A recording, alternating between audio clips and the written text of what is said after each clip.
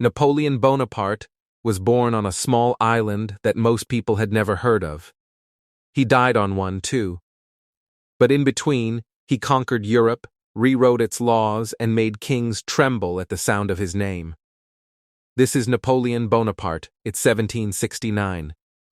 Napoleon was born in Corsica, a small Mediterranean island that had just been transferred from Genoa to France. He wasn't even fully French. He spoke with an accent. His classmates mocked him. But while they laughed, he studied. Military strategy, history, and mathematics, he absorbed everything. By the time he finished school, he was already thinking like a general. France in the 1790s was in chaos.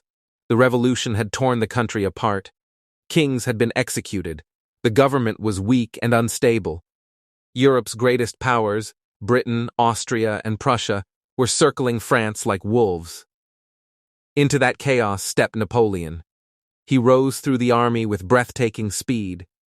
At just 24, he commanded French forces in Italy and crushed the Austrian army in a campaign that left Europe stunned. He wasn't just brave, he was brilliant.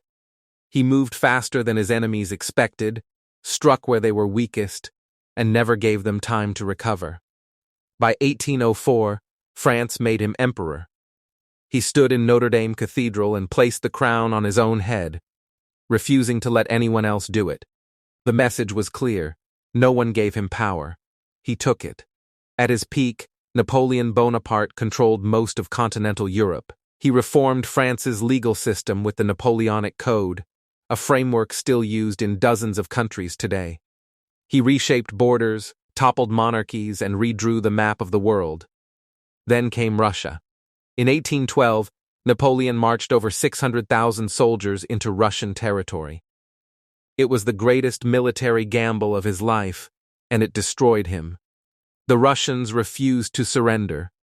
They burned their own cities rather than let him use them. Winter came early and savagely. Soldiers froze, supply lines collapsed, over 400,000 men died or went missing. Napoleon limped back to France with the ghost of an army. Europe sensed weakness. His enemies united. In 1815, at Waterloo, Napoleon was finally defeated. He was exiled to the remote island of Saint Helena in the South Atlantic, thousands of miles from everything he had built. He died there in 1821, at just 51 years old. Napoleon Bonaparte rose from a mocked outsider to the master of Europe. His fall was as dramatic as his rise. But his impact on law, on warfare, on the very idea of what one person can achieve, never. From an unknown island to an empire feared by everyone.